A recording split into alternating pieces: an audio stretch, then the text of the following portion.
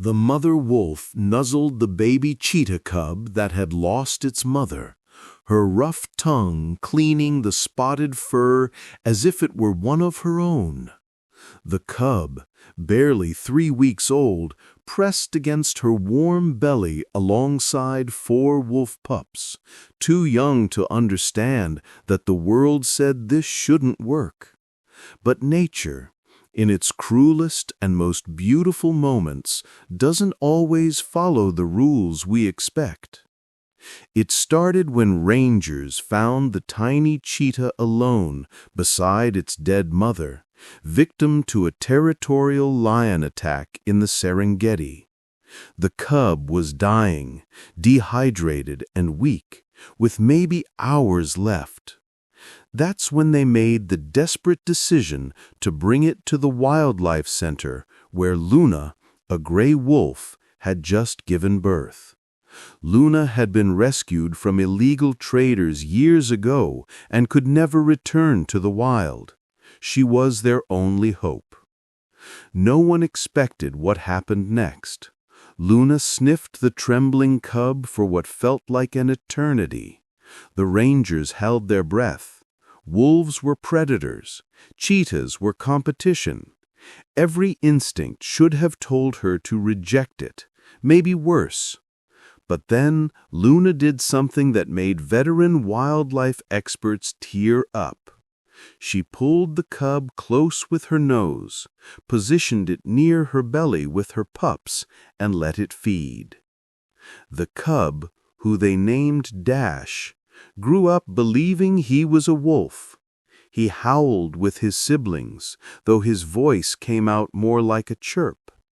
He tried to play fight like them, but his body moved differently, built for speed rather than strength. Luna never treated him as different. When the pups got too rough, she corrected them.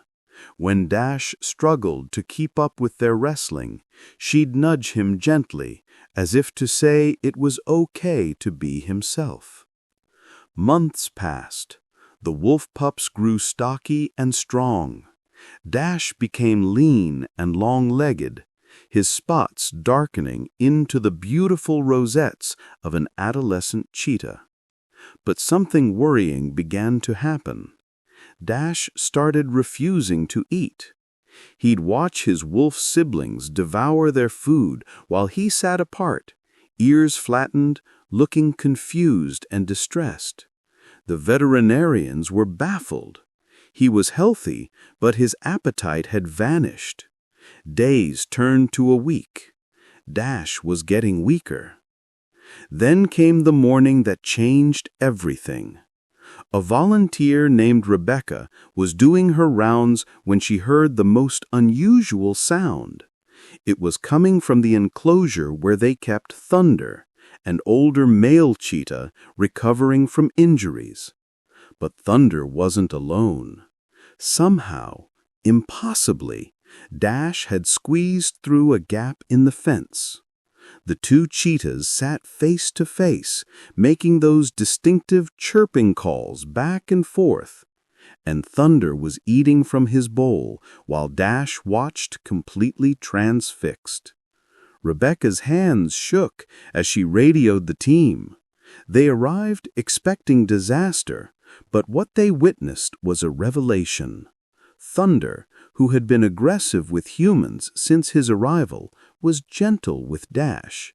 He'd take a bite of meat, then step back, inviting the younger cheetah closer. Dash, hesitant at first, finally approached. He ate. For the first time in over a week, he ate.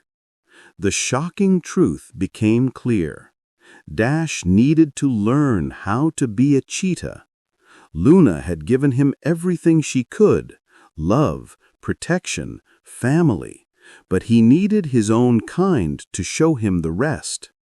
The center made the difficult decision to gradually transition Dash to spend more time with Thunder, while still allowing visits with Luna and his wolf siblings. The transformation was remarkable. Thunder became the father Dash never had, teaching him to stalk, to run, to use his speed. But something even more beautiful emerged. Luna didn't abandon him. She'd still call to him across the center, and Dash would answer with his chirping call. The wolf siblings would press against the fence to touch noses with their unusual brother. Two families, two species, united by something bigger than biology. 6 months later, the center hosted a fundraising event.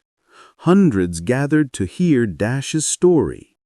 As the crowd watched in awe, they released Dash into a large, naturalized enclosure.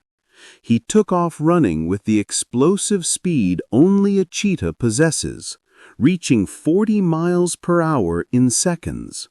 The crowd gasped. But then something unexpected happened.